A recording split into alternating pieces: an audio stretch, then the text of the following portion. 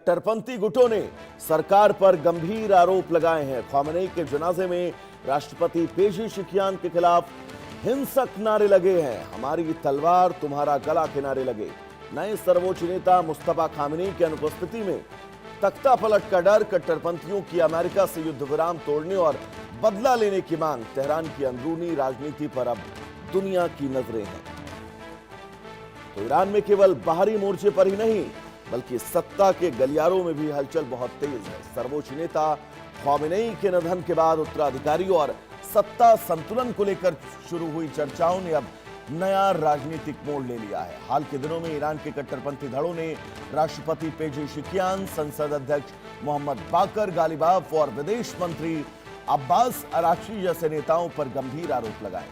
उनका दावा है कि अमेरिका के साथ हुए समझौते और राजनीतिक फैसलों के जरिए इस्लामिक राज्य की मूल विचारधारा को कमजोर किया जा रहा है। विश्लेषकों का मानना है कि यह विवाद केवल किसी एक समझौते तक सीमित नहीं बल्कि ईरान की भावी सत्ता संरचना और नेतृत्व को लेकर चल रही खींचतान का एक बहुत अहम हिस्सा है। सर्वोच्च नेता का पद ईरान की राजनीतिक और सैन्य व्यवस्था का सबसे प्रभावशाली पद माना जाता है। ऐसे में उत्तराधिकारी की प्रक्रिया और सत्ता संतुलन पर हर राजनीतिक धड़े की नजर है। इस बीच कट्टरपंथी गुट लगातार यह संदेश देने की कोशिश कर रहा है कि किसी भी प्रकार का समझौता या नरम रुख क्रांति के मूल सिद्धांतों से समझौता होगा। दूसरी ओर सरकार से जुड़े नेता इसे देश के हित में उठाया गया कदम बता रहे हैं। ईरान की इस अंदरूनी खींचतान का असर केवल उनकी घरेलू राजनीति पर सीमित नहीं है। पश्चिम एशिया की सुरक्षा, परमाणु वार्ता, अमेरिका के साथ संबंध और पूरे क्षेत्र की रणनीतिक स्थिति पर भी इसके दूरगामी प्रभाव पड़ सकते हैं। फिलहाल सत्ता परिवर्तन या तख्ता पलट की आधिकारिक पुष्टि नहीं है, लेकिन राजनीतिक आरोप प्रत्यारोप और सत्ता संघर्ष की खबरों ने दुनिया का ध्यान तेहरान की ओर खींच लिया है। अब निगाहें इस बात पर हैं कि आने वाले दिनों में ईरान की सत्ता किस दिशा में आगे बढ़ती है और ये राजनीतिक संघर्ष किस रूप में सामने आता है। तो ईरान इस वक्त सिर्फ 2 या 3 मोर्चे पर नहीं, कई ऐसे मोर्चे हैं जिन मोर्चों पर घिरता जा रहा है। अजय चांडियाल हमारे साथ जुड़े हुए हैं तमाम जरूरी अपडेट्स के साथ। अजय, ईरान के अंदर सत्ता संघर्ष को लेकर जो खबरें आ रही हैं वो मुझे लग रहा है ईरान के भविष्य को लेकर चिंता पैदा करने वाली हैं। फिलहाल अपडेट्स क्या हैं और ये खबरें जोर क्यों पकड़ना शुरू कर दी, एक बार विस्तार से समझाइएगा।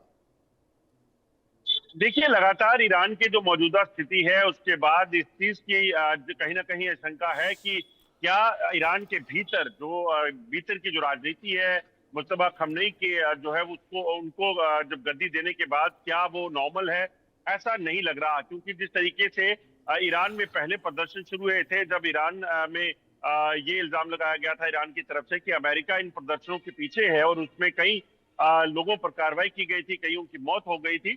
अब एक बार फिर से जब दूसरे चरण का युद्ध शुरू हुआ है उसमें एक चीज सामने आई है कि वहां पर कई तरह की आवाजें विद इन द जो ईरान है वो उठना शुरू हो गई है। लीडरशिप को लेकर क्या सवाल है, या फिर सवाल इस चीज को लेकर कि क्या मुस्तफा ख़ामेनी जो है वो सत्ता में बने रहेंगे।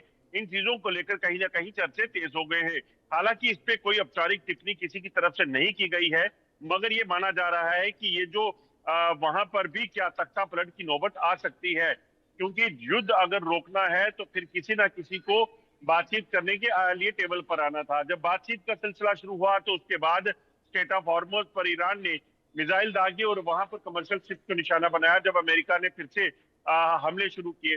अब क्या युद्ध लगातार चलता रहेगा या बीच में कोई ऐसा जो है जरिया बनेगा जिसके बाद यहाँ पर सत्ता पर काबिज लोगों को बदला जाए, या फिर यहाँ ये कहेंगे कि यहाँ पर ईरान में जो बैठे लोग हैं उनमें आपस में कुछ ऐसी सहमति बने जिसके बाद ये युद्ध रुके। तो इसी तरह से कई तरह की चर्चे इस वक्त चल रहे हैं। क्या ईरान में उथल पुथल हो सकती है, इस चीज को लेकर बड़े सवाल है। और अमेरिका के साथ युद्ध के बीच में जब ये चीजें निकलकर सामने आई हैं तो जाहिर सी बात है कि बातें जो इल्जाम है वो अमेरिका पर उठेंगे, उंगली अमेरिका पर उठेगी कि अमेरिका क्या ईरान की सत्ता में भी अपना दबदबा दिखाते हुए वहां सत्ता परिवर्तन कर सकता है।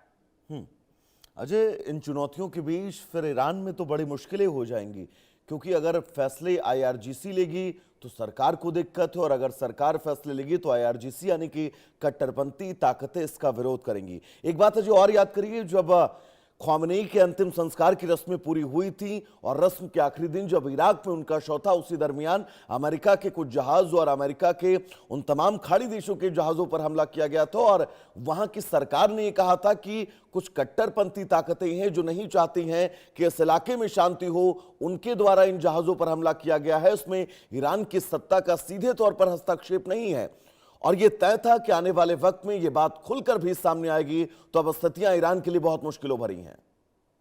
देखिए वैभव, बिल्कुल जब ये दूसरे चरण का युद्ध शुरू हुआ, जब अमेरिका और ईरान के बीच में, उस वक्त भी देखा गया, या अब अगर और पीछे चले जाएं, जब युद्ध शुरू हुआ था खamenei के मौत के बाद, उनके डिफेंस मिनिस्टर के मारे जाने के बाद, उनके जनरल्स के मारे जाने के बाद एकाएक जो है ईरान वापिस अपने कदमों पे खड़ा हुआ। मतलब ये था कि वहां पर लीडरशिप जो है वो कई लोगों के हाथ में है, किसी एक को वहां पर प्रमुख नहीं रखा गया है। खamenei के जाने के बाद जो है बाकी लोगों ने जो है चीजों को देखा। लीडरशिप को लेकर अगर बात की जाए, जो बिल्कुल, अब इन हालातों के बीच ये तय है आने वाला वक्त ईरान के लिए बहुत ज्यादा चुनौतीपूर्ण है। सिर्फ एक दो मोर्चे पर नहीं, कई ऐसे मोर्चे हैं जो ईरान के सामने अब मजबूती से खड़े। फिलहाल जो आपका बहुत बहुत शुक्रिया इस तमाम जरूरी अपडेट्स के लिए।